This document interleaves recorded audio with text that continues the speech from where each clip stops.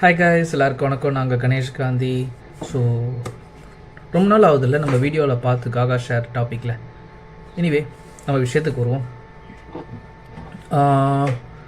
சில Nifty, bank Nifty, crude oil இது எல்லாமே நான் வாயில் சொல்லிடுறேன். மீது எல்லாமே நம்ம டெலிகிராம் லைவில் பார்ப்போம். ஏன்னா டாபிக் நான் ஜென்ரல் டிஸ்கஷன்ஸ் தான் இனிமேல் பண்ண போகிறேன். லைவ் டிஸ்கஷன்ஸ் நம்ம இதில் போட்டோம் அப்படின்னா எனக்கு யூடியூப்பில் இருந்து கம்ப்ளைண்ட் வருது. ஆஸ் வெல் அஸ் செபியிலேருந்து எனக்கு அலோவ் பண்ண மாட்டேங்கிறாங்க.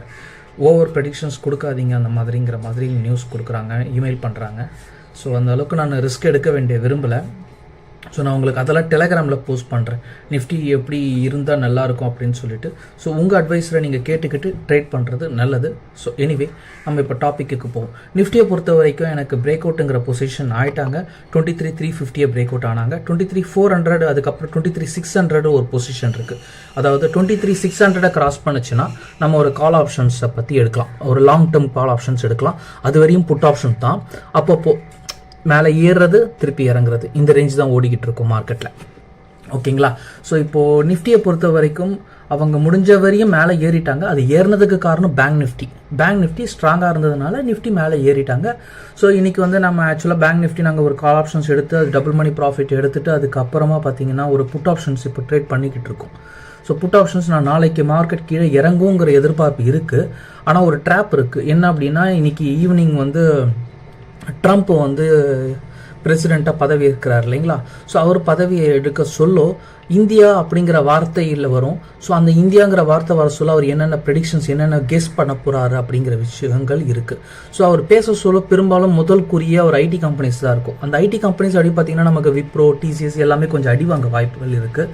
அதனால் நான் மார்க்கெட் நாளைக்கு விழுங்கிற எதிர்பார்ப்பை நான் கொஞ்சம் மார்க் பண்ணி வைக்கிறேன் அப்படிங்கிற எதிர்பார்க்குறேன். ஏன்னா ஆல்ரெடி நான் உங்களுக்கு டெலிகிராமில் கூட சொல்லியிருக்கேன், நிஃப்டி என்னை பொறுத்த வரைக்கும் 22,900ங்கிறது ஒரு முக்கியமான பொசிஷன். அது இன்னும் ஹிட் ஆகலை.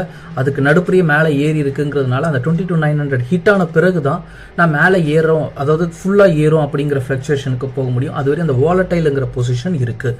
ஸோ அந்த பேனிக்கில் நம்ம இருக்கிறோம். ஸோ இப்போ நான் சொன்ன மாதிரி ட்ரம்ப் பிரசிடென்ட் ஆகிறார் அப்படின்னா நாஸ்டாக் இப்போ புது ஹை கொடுக்கும். அப்போ நாஸ்டாக் மூவ்மெண்ட்ஸ் கொடுக்குதுன்னா க்ரூட் ஆயில் கொஞ்சம் இறங்க வேண்டியது இருக்குது. ஸோ க்ரூட் ஆயில் கொஞ்சம் இறங்கும். அதனால தான் நான் புட் ஆப்ஷன்ஸுக்குன்னு சொல்லிட்டு ஒரு லெவல்ஸ் போட்டிருக்கேன். அதை நீங்கள் உங்கள் இன்வெஸ்டரை கன்சல்ட் பண்ணிவிட்டு ட்ரேட் பண்ணுங்கள். நான் உங்களுக்கு எஜுகேஷன் பர்பஸ்க்காக போட்டிருக்கேன். ஃபைன். இப்போ நம்ம டாப்பிக்கு வருவோங்க. டாபிக் என்ன அப்படின்னு பார்த்தீங்கன்னா, நம்ம ஒரு முதலீடு செய்கிறோம் அப்படின்னா நம்ம ஃப்யூச்சர் எப்படி பிளான் பண்ணிக்கிறது, அதாவது நம்மளுடைய குடும்பத்தினருக்கு அது எப்படி போய் சேர்க்கறது, அவங்களுக்கு நம்ம போய் சேரணும்னா என்ன மாதிரி பாதுகாப்பான பங்குகளை நம்ம வாங்குறது. ஏன்னா இப்போ நீங்கள் ஒரு அனலைஸ் பண்ணுறீங்கன்னு வச்சுக்கோங்களேன். உதாரணம், நீங்கள் ஒரு ஷேர் சூஸ் பண்ணுங்க, அந்த ஷேர் அவங்களுக்கு தெரியணும்ல, அந்த கம்பெனினா என்ன, அந்த கம்பெனியை நம்ம இதுக்கு வாங்கணுங்கிறது விஷயம் தெரியணும். ஸோ அப்படி அதெல்லாம் அவங்களுக்கு தெரியாது. அவங்களுக்கு ஜஸ்ட் நான் ஒரு இன்வெஸ்ட்மெண்ட் மட்டும்தான் பண்ணுறேன், அவங்களுக்கு போய் விற்கணும்னு நினச்சாங்கன்னா அது அவங்களுக்கு லாபமாக தான் போய் அமையணும் அப்படிங்கிற ஒரு மைண்ட் செட்டில் இருக்குது அப்படின்னா ஃபஸ்ட்டு முக்கியமான விஷயத்தை தெரிஞ்சுக்கோங்க. நம்ம ஒரு இன்வெஸ்ட்மெண்ட் பண்ணதுக்கு முன்னாடி ஒரு அட்வைஸரை ஃபாலோ பண்ணிக்கிறது. எதுக்காக அட்வைஸர் அப்படின்னா, உங்களுக்கு அப்புறம் யார் நாமினிங்கிறத அவருக்கு தான் நீங்கள் ஃபார்மேட் பண்ணுவீங்க. இது ஒன்று உங்கள் ஆடிட்டர் கிட்ட கொடுப்பீங்க, இல்லைனா ஃபினான்ஷியல் அட்வைசர் கிட்ட கொடுப்பீங்க. இதில் தான் எல்லாருக்குமே நிறையா பிரச்சனை வரும். நான் ஏன் இந்த வீடியோ மெனக்கட்டு நான் போட்டேன் அப்படின்னா, லாஸ்ட் வீக் நான் இது ஒரு பெரிய இஷ்யூவாகவே ஃபேஸ் பண்ணேன். அண்ணன் தம்பி 2 பேர் இது ஒரு சண்டையாகவே எனக்கு போலீஸ் கேஸாகவே ஆச்சு. ஸோ அவங்கள பொறுத்த வரைக்கும் என்னென்னா, யார் பேரில் எழுதணும் அப்படிங்கிறத அவர் மென்ஷன் பண்ணவே இல்லை, நாமினி என்ட்ரு பண்ணலை. ஸோ அவர் என்ன பண்ணிட்டாரு, பிளாங்காக விட்டுட்டார், நாமினியை போடாமல். ஸோ நாமினி பிளாங்காக போட்டுட்டாருன்னா நாங்கள் மோத்திலால் ஆஸ்வாலில் நாங்கள் என்ன பண்ணுவோம் அப்படின்னு பார்த்தீங்கன்னா, கிளைம் பண்ண முடியாது. ஸோ கிளைம் பண்ண முடியாதுன்னா நாங்கள் அதை அவருடைய ஒய்ஃப் பேருக்கு தான் கொடுக்க முடியும். ஸோ அவங்க ஒய்ஃபை ஆக்சுவலாக தவறிட்டாங்க. ஸோ ஒய்ஃப்க்கு அப்புறமா இவர் லாஸ்ட் ஒரு 2 months முன்னாடி தான் தவறி இருக்காரு. ஸோ இவருக்கு நாங்கள் இன்ஃபார்ம் பண்ணுறோம். அவருடைய ஃபோன் நம்பர் எடுத்துகிட்டு நாங்கள் பேச சொல்ல அவங்க ஸ்டேட்டஸில், வாட்ஸ்அப் ஸ்டேட்டஸ் பார்த்துட்டு தான் நான் அவருக்கு கால் பண்ணுறேன். அப்போ அவங்க சன்னு தான் எடுக்கிறாங்க. ஸோ அவங்க 2 சன்னு தான் இருக்காங்கன்றது தெரிஞ்சுது.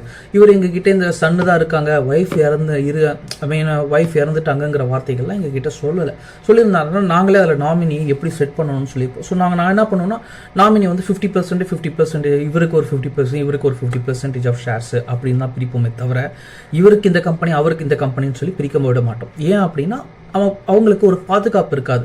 ஸோ இதெல்லாம் நம்ம வெரிஃபை பண்ணிவிட்டு தான் நம்ம நாமினிக்கே போக வேண்டியது இருக்குது. நான் இப்போ சொன்ன விஷயமே உங்களுக்கு பயமுறுத்தி இருக்கும். இது அவ்வளோ சீரியஸான ஒரு விஷயமா எனக்கு இருந்தது. ஸோ அதனால தான் நான் இந்த டாப்பிக்கை சீரியஸாக எடுத்துகிட்டு வந்தேன். ஓகே, நம்ம இப்போ விஷயத்துக்கு வரேன். இப்போ நீங்கள் ஒரு அட்வைஸரெல்லாம் ஃபாலோ பண்ணல, நான் வந்து பர்சனலாகவே இன்வெஸ்ட்மெண்ட் பண்ணிக்கிறேன், எனக்கு எல்லாமே தெரியும், நான் பார்த்துக்கிறேன் அப்படிங்கிற ஒரு மைண்ட் செட்டில் இருக்கீங்க, உங்களால் முடியுங்கிற கான்ஃபிடென்ட் லெவலாகவும் இருக்கீங்க அப்படின்னா நம்ம ஃபஸ்ட்டு பண்ண வேண்டியது, நான் இப்போ சொன்ன மாதிரி நாமினியை நீங்கள் செட் பண்ணிக்கிறது. உங்கள் பர்சனல் விஷயம் அது. நீங்கள் யார் சூஸ் பண்ணணுமோ அதை நீங்கள் உங்கள் சிடிஎஸ்எல் டிமேட் அக்கௌண்ட்டில் கேஒய்சி சிகேஒய்சி மூலிமா ரிஜிஸ்டர் பண்ணுங்கள். ஓகேங்களா?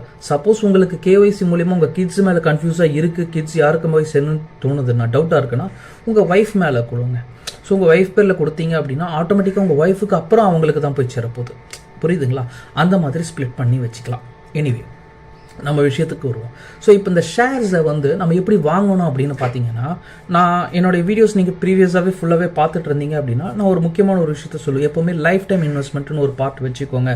ஒரு 10,000 இன்வெஸ்ட்மெண்ட் பண்ணுறீங்க, அந்த ஷேர் 20,000 கொடுத்துருச்சு, 100 ஷேர் வாங்கியிருந்தீங்க அப்படின்னா 50 ஷேரை விற்று போட்ட காசை எடுத்துட்டு மீதி 50 ஷேரை ப்ராஃபிட் ஷேர்ஸாக ஹோல்ட் பண்ணுங்கள். திருப்பியும் இந்த 10,000 வேறு எந்த ஷேர் இன்வெஸ்ட்மெண்ட் அட்வைசர் கொடுக்குறாரோ அதில் இன்வெஸ்ட்மெண்ட் பண்ணுங்கள் அப்படின்னு சொல்லியிருப்பேன். ஸோ இந்த 50% ப்ராஃபிட் இருக்குது பாருங்கள், இதுதான் உங்களோட லைஃப் டைம். இதை தான் நம்ம அவங்களுக்கு வைக்கணுமே தவிர பெரும்பாலும் ஷேர் மார்க்கெட்டில் உங்கள் முழு பணத்தையும் முதலீடு பண்ணுறது அப்படிங்கிறது ரெக்கமெண்ட் பண்ண மாட்டோம். ஓகே, இல்லை நான் அப்படி தான் பண்ணுவேன் அப்படின்னா அதுக்கு எந்த ஷேரை வாங்கணும் அப்படிங்கிறத நீங்கள் அனலைஸ் பண்ணணும். இப்போது உதாரணத்துக்கு ஒரு சார்ட் எடுத்துப்போமே. ஒரு சார்ட் வந்து இப்போது உதாரணம் நான் வந்து எஸ்பிஐ எடுத்துக்கிறேன், அதே சமயம் ஐடிஎஃப்சியும் எடுத்துக்கிறேன். ஓகேங்களா? ஒரு பக்கம் எஸ்பிஐ வச்சுருக்கேன், ஒரு ஐடிஎஃப்சி வச்சுருக்கேன். இப்போ எஸ்பிஐ வந்து நல்லா நிர்வகிக்கிற ஒரு பெரிய கம்பெனி. ஓகேங்களா? பேங்க்கு. அதே மாதிரி ரிலையன்ஸ் இண்டஸ்ட்ரீஸ் ஒரு பெரிய கம்பெனி. ஸோ இவங்க எல்லாருமே இந்த டாப்பில் இருக்காங்க, ஒரு டாப் பொசிஷனில் இருக்காங்க. இவங்களுக்கு ஸ்ட்ராட்டஜிஸ் அப்படின்னு பார்த்தீங்கன்னா எதுவுமே இருக்காது. ஏன் அப்படின்னா இவங்க ஒரு டாப் லெவலில் இருக்காங்க. இப்போ ஒரு ஆர்பிஐ வந்து ஏதாவது ஒரு அனௌன்ஸ்மெண்ட் பண்ணுது அப்படின்னா பப்ளிக் கிட்ட டெஸ்ட் பண்ணுறதுக்கு அவங்க யூஸ் பண்ணுற இதுவே வந்து எஸ்பிஐ தான். எஸ்பிஐ மூலியமாக தான் பப்ளிக் கிட்ட டெஸ்டே பண்ணுவாங்க. ஸோ எஸ்பிஐயில் பார்த்தீங்கன்னா நீ என்ன அடித்தாலும் நான் நிற்பேன்டா அப்படிங்கிறாங்க பாருங்கள், அந்த கஸ்டமர் தான் அவங்க கிட்ட அக்கௌண்ட் வச்சுருப்பாங்க. வேறு யாருமே அதில் அக்கௌண்ட் வச்சுருக்க மாட்டாங்க. ஐ மீன் எஸ்பெஷலி பப்ளிக் பேங்க்குக்கே. ஸோ ப்ரைவேட் பேங்க்கில் தான் அந்த ரிஸ்க் பேட்டர்ன் எல்லாம் இல்லாமல் அவங்கள ஃப்ளோவில் விட்டுருப்பாங்க. அதாவது ஹை இன்ட்ரெஸ்ட்டில் ஃபிக்ஸட் டெபாசிட் வட்டி கொடுக்கறது, இந்த மாதிரி ஒரு லோன்லாம் உடனே குயிக் ப்ராசஸ் பண்ணுறது, இந்த ஃபெசிலிட்டிஸ் எல்லாம் ப்ரைவேட் பேங்க்கில் வச்சுருப்பாங்க. ஸோ இதனால் இந்த எஸ்பிஐ வந்து பெரிய ரிஸ்க் இருக்காது. ஐ மீன் ஒரு பெரிய ப்ராஃபிட் இருக்காது. ரிஸ்க் கம்மியாக இருந்தாலும் பெரிய ப்ராஃபிட் இருக்காது. ஸோ இது சப்போஸ் ஏதாவது ஒரு நெகட்டிவ் இம்பேக்ட் இருக்குது அப்படின்னா இது அளவுக்கு அதிகமாக கீழே விழும். புரியுதுங்களா? அப்போது நீங்கள் வாங்கி வச்ச ஷேரு பாதிப்பு ஏற்படுத்தும். அப்போது நம்ம எங்கே வாங்கணும்? இந்த மாதிரி பெரிய கம்பெனி வாங்கக்கூடாது. ஆல்ரெடி சின்ன கம்பெனினா நான் சொல்கிறது ஐடிஎஃப்சி ஏன் சொன்னேன் அப்படின்னா மார்ஜின், அதாவது அதோட ஷேரோட ப்ரைஸ் வந்து பார்த்தீங்கன்னா 60 ரூபா ரேஞ்சில் இருக்குது இல்லையா? ஸோ 60 ரூபாங்கிறதுனால அது லோ கம்பெனி கிடையாது, மீடியம் லெவல் கம்பெனி கிடையாது. ஐ மீன் சின்ன ப்ரைஸ் கிடையாது. இதோட மீனிங் ஐடிஎஃப்சி என்னென்னா புதுசாக உருவாகி கொண்டு இருக்கிற, புதுசாக டெவலப் ஆகி கொண்டு இருக்கிற கம்பெனி. ஓகேங்களா? IDFC First Bank, AU Small Finance Bank, then அப்புறம் இப்போ புதுசாக ஒரு பேங்க்கு உத்கார்ஷ் இன்வெஸ்ட்டு, ஃபெட் பேங்க்குன்னு சொல்லிட்டு ஃபெட்ரல் பேங்க்கு கூட எடுக்கலாம், சவுத் இந்தியன் பேங்க் எடுக்கலாம். இவங்கெல்லாம் பார்த்தீங்கன்னா நஷ்டத்துலேருந்து கொஞ்சம் கொஞ்சமாக வெளியேறிக்கிட்டு கொஞ்சம் கொஞ்சமாக க்ரோத் ஆகி கொண்டு இருக்கிற சின்ன கம்பெனிஸ், சின்ன பேங்க் செக்டர்ஸ். இவங்ககிட்ட ஸ்ட்ராட்டஜிஸும் ரிஸ்க் பேட்டர்னும் கொஞ்சம் அதிகமாக ட்ரை பண்ணுறதுனால இவங்களுடைய ஃப்யூச்சர் க்ரோத் அதிகமாக இருக்கும். புரியுதுங்களா? ஏன்னா இப்போ இனிமேல் இவங்க கீழே விழ முடியாது, கீழே விழுறதுக்கு அங்கே வாய்ப்புகள் இல்லை. ஏன்னா இவங்களோட புக் வேல்யூ அதிகம்.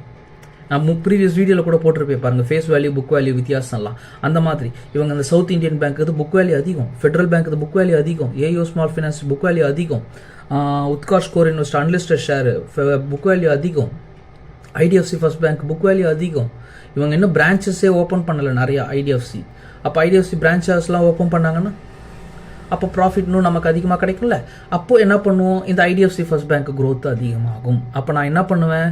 எஸ்பிஐயில் போட்டுட்டு இருக்கிறத விட ஐடிஎஃப்சியில் போட்டு என் க்ரோத்தை நான் எடுத்துகிட்டு போவேன். ஸோ இப்போ நீங்கள் லாங் டேர்ம் இன்வெஸ்ட்மெண்ட் பண்ணுறீங்க, உங்கள் ஃப்யூச்சர் உங்கள் குழந்தைங்களுக்காக தான் நீங்கள் பண்ணுறீங்க அப்படின்னா நான் 100% ரெக்கமெண்ட் பண்ணுற share south Indian bank, SBI கிடையாது, ஐடிஎஃப்சி ஃபர்ஸ்ட் பேங்க்.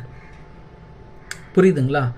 இதுதான் உங்களுடைய அனலைசிஸ் மெத்தடில் இருக்கும். இப்போ உதாரணத்துக்கு நான் வந்து ரிலையன்ஸ் இண்டஸ்ட்ரீஸ் எடுத்துக்கோங்க. இப்போ அது வந்து ஒரு டாப் பொசிஷனில் இருக்குது. ஆனால் இங்கே ஸ்ட்ராட்டஜின்னு என்ன இருக்கா பார்த்தீங்கன்னா ஒன்றுமே கிடையாது. எல்லாமே இன்னொருத்தர் கம்பெனியை வாங்கி அதை இப்போ நஷ்டத்தாக்கிக்கிட்டு இருக்காங்க. ஜஸ்ட் டேயில் வாங்கினாங்க, இப்போ அது நஷ்டத்தில் ஓடிக்கிட்டு இருக்கு. நெட்மெட்ஸை வாங்கினாங்க, அது நஷ்டத்தில் ஓடிக்கிட்டு இருக்கு.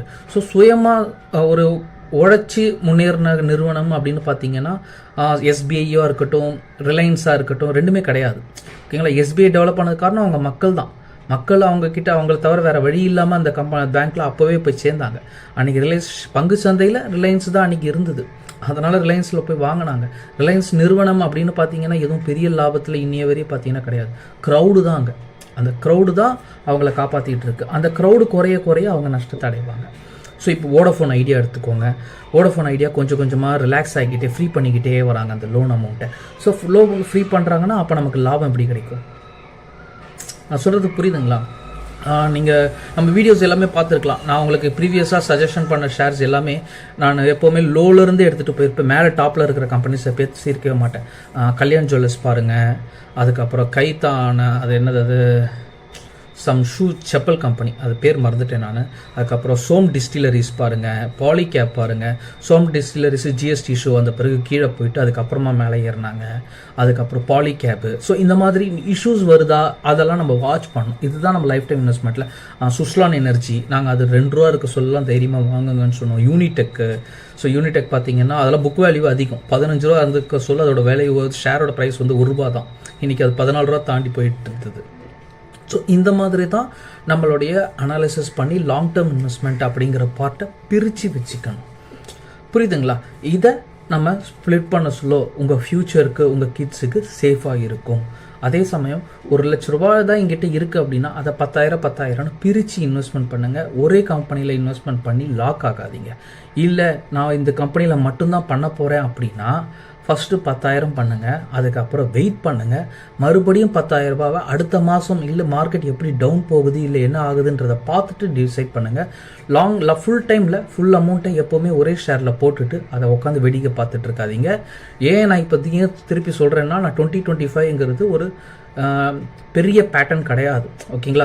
2023லையோ 2024லையோ நீங்கள் ட்ரேட் பண்ணி என்ஜாய் பண்ண அளவுக்கு இதில் பணத்தை அவ்வளோ ஈஸியாக பார்க்க முடியாது. ரொம்ப பொறுமையாக இருக்கணும். உங்களை பயமுறுத்துறதுக்கு நிறைய கம்பெனிஸ் வரும், நிறைய இன்வெஸ்டர்ஸ் வருவாங்க, நிறைய அட்வைசர்ஸ் வருவாங்க. என்னையும் சேர்த்து தான் வச்சுக்கோங்களேன். இப்போ நான் கிட்டத்தட்ட நானும் பயமுறுத்திக்கிட்டு தான் இருக்கேன்னு நினைக்கிறேன். ஃபைன். ஸோ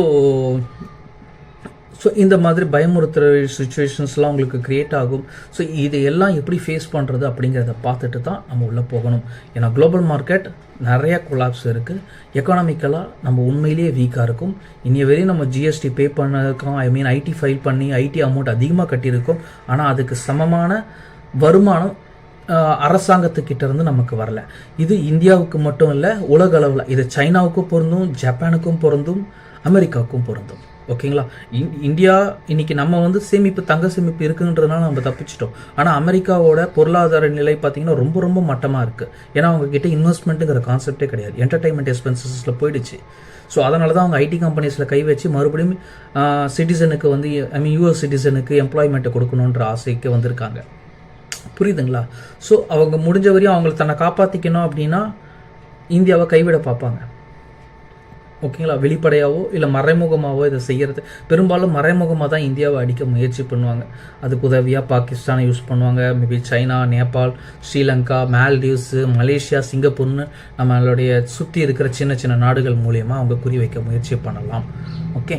ஸோ அதனால் கேர்ஃபுல்லாக இன்வெஸ்ட்மெண்ட் பண்ணுங்கள், கேர்ஃபுல்லாக ட்ரேட் பண்ணுங்கள். உங்களுக்கு ஏதாவது ஹெல்ப் வேணும் அப்படின்னா கண்டிப்பாக நமக்கு வாட்ஸ்அப் பண்ணுங்கள். We provide you as much as possible good services. மற்றது எல்லாமே நம்ம டெலகிராம் லைவில் பார்க்கலாம். தேங்க்யூ. Take care. பாய்.